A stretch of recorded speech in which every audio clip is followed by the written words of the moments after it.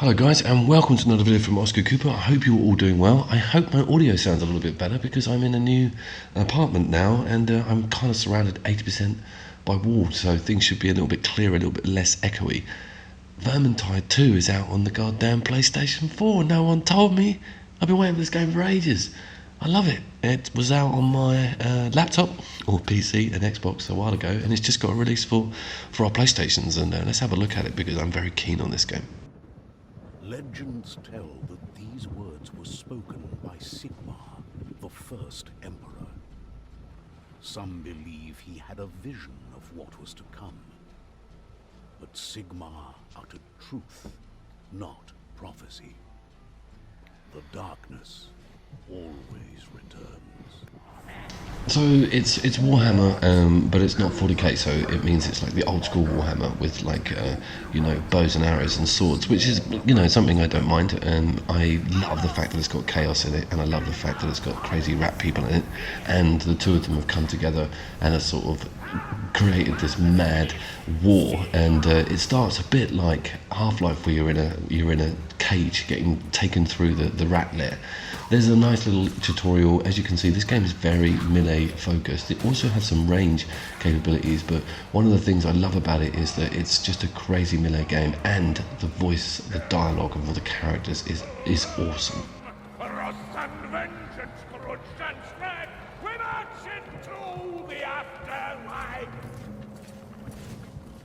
You start as the soldier character. You're introduced to the 4 characters in the opening prologue, and you're sort of given 4 slots in the game to actually play multiplayer with, but it adds bots if you don't want to play multiplayer. I actually played all of this footage on my own with the bots. I love them. They're actually really good. They come sometimes better than me, and you get the chance to actually muck around with the elements. There's bombs and smoke and fire and all kinds of stuff going on with this game. So the opening sequence is very good. It's a great tutorial. Gets your head around how everything works.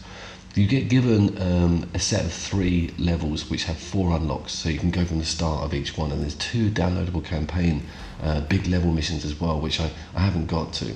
Now, one of the things that I want to point out is that this game caused a bit of a fuss when it came out because it was very, very good looking, and that's why I was so up for seeing it on the PlayStation Pro and looking at it on a console, and it has not disappointed me with its visuals. It's stunning, absolutely stunning. Another thing about this game, and if you love Left 4 Dead, and if you love craziness, and if you love fighting hordes of enemies, this is your game, totally.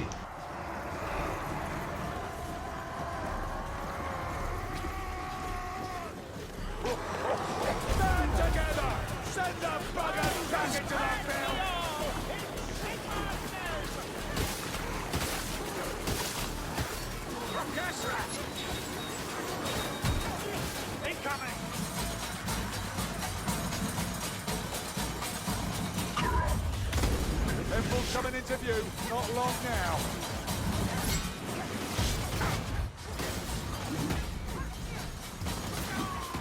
As you can see, this game does not hold back on being awesome, and that's another reason why I wanted to test it out on console, is because I lost a lot of frame rates on my laptop when I was playing this because of just how much stuff was going on.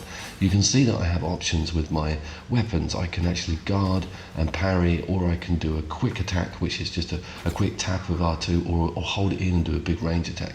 You can also change characters, and they are vastly different, and they have vastly different weapon sets. The elf character is awesome. She's really quick. She's got dual swords. You can see I get round enemies here, and this fight here is amazing. It's a random encounter. A fucking great troll in the woods, and we take it down. But notice what happens here is that some of the rat people, they have special weapons and special abilities. One of them pops up here, he needs dealing with really quickly, and that was my job. It felt awesome.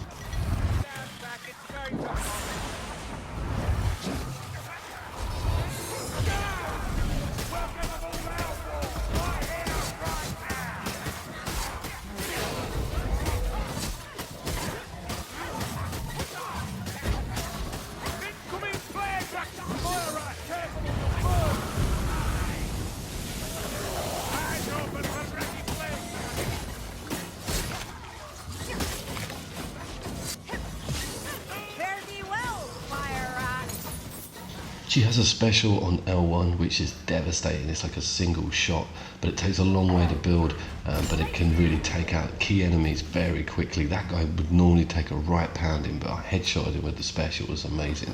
Another thing I want to point out is the music and the atmospherics and how this game builds up the tension and gets you really reared up and ready to go.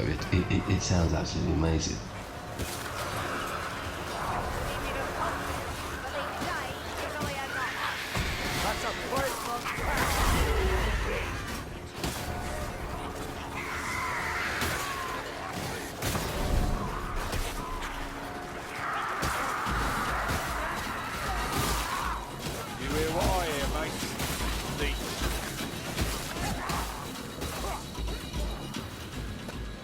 Random encounters and mid-level bosses are very well done in this game as well. It reminds me of the director AI system that Left 4 Dead had, where the missions don't play out the same. Stuff appears randomly all around, and you can never really predict what it's going to do.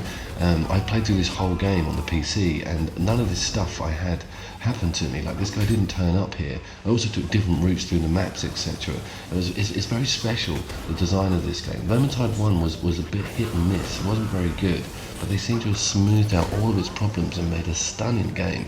It's so great to have this on console and in 4-player online co-op, but it works incredibly with the AI bots with you. It's absolutely amazing. One of the things I'm completely addicted to is after every mission you get a loot box. Don't think there's any microtransactions in here. These are earned from getting collectibles in the mission, doing the mission well, everyone surviving, you know, no revives, all that sort of stuff. Your box gets upgraded more and more the better you do on that front, until you get like a high rank box which has got cooler stuff in it. And wow, it's just so cool getting a new weapon or a new gun or something wicked.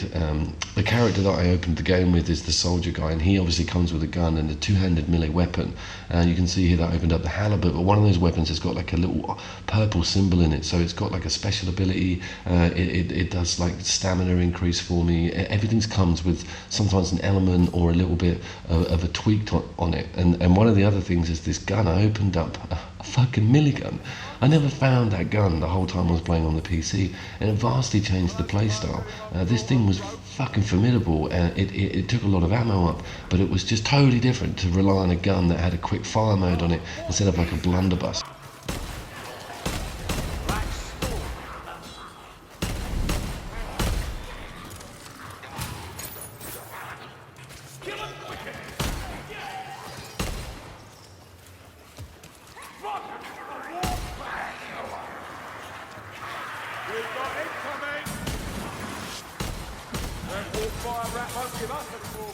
The sword and mace that I was then using as well had some different capabilities, and when you hold down L2 you're guarding and you see these symbols come up, and there's normally 3 with most weapons, but because I had a shield and a one-handed weapon I actually had 5 guard points. Now when you're guarding and you attack with the same button down, you do a shield thrust forward and you use these up and they replenish, so you can't just keep spamming it, but it pushes the enemies back and gives you a real opportunity to whack them, just like the melee attack in Left 4 Dead, where you whacked them all and then you had an opportunity to actually spray them with bullets because they were all sort of bent over dealing with being hit around the head.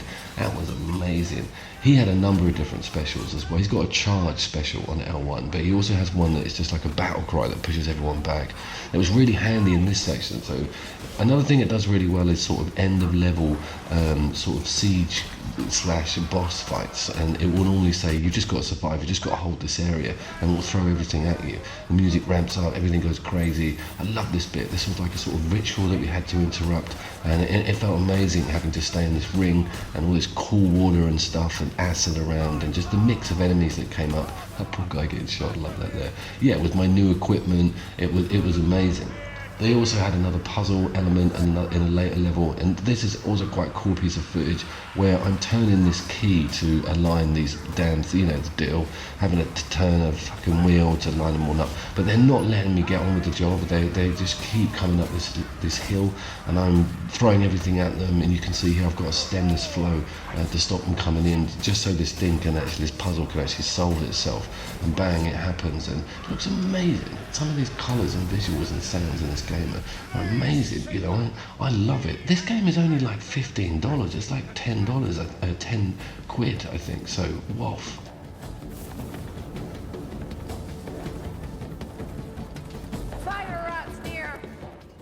So back to the sound design and the random encounters. Check out this bit of footage. I could hear something on the right here, but I really wasn't knowing what that was going to turn out to be. So, Lorna spoke of a guildsman's lift. Out to you.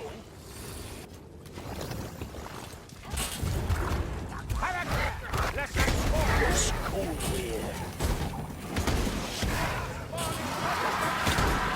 Right through your plan. This is where we stand, and they fall. There's also special types of racks, not only with weapons, like they have machine guns, they have like acid throwers, they throw firebombs at you, but there's also the classic assassin that jumps on you, just like the hooded guy in Left 4 Dead, and there's also the classic tongue guy, but he's a guy with a spear that dragged you away. You saw him there. So they steal a hell of a lot from that golden formula, but they put it into an amazing Warhammer universe. They add a really cool loot system, give it stunning graphics, probably throw more enemies on the screen at the same time, and just make it current gen and put it on the PlayStation 4 and make it again online 4-player multiplayer. This game really does tick a hell of a lot of boxes for me, both on the visual level, the light rays, there's a forest level here that really, the colours are awesome, and the way that the forest looks is, for a game that costs this sort of money that isn't full budget, I'm so impressed with it as a port on the PlayStation. I'm not too sure how strong the Pro support is for it, but it certainly made me happy seeing it after playing it on a powerful gaming laptop. There was a massive difference. The light rays coming over this hill, the way the enemies look, and how it's beautiful, but at the same time it's brutal. You know, the blood spray over that sunlight on the horizon with the lovely green grass and the oak tree and the countryside is something really endearing about it. I thoroughly recommend this game. You don't have to be Michael, you don't have to be a Warhammer fanatic to be into this. I would recommend some mates getting it with you, but it's not the end of the world if you just get it. That's probably going to happen to me because Anthem's coming up. My mates are sure as hell not going to spend any money on this, even though it is, you know, cheap as chips. But Vermintide 2 on the PlayStation 4, sleeper launch, no one knew about this at all. There's no one online because I sat in a lobby, hosted a lobby on my own for about 45 minutes to try and get people in. But what a cracking game to have on our systems. I recommend you go down and have a look. As always, guys, I will see you down there. Take care.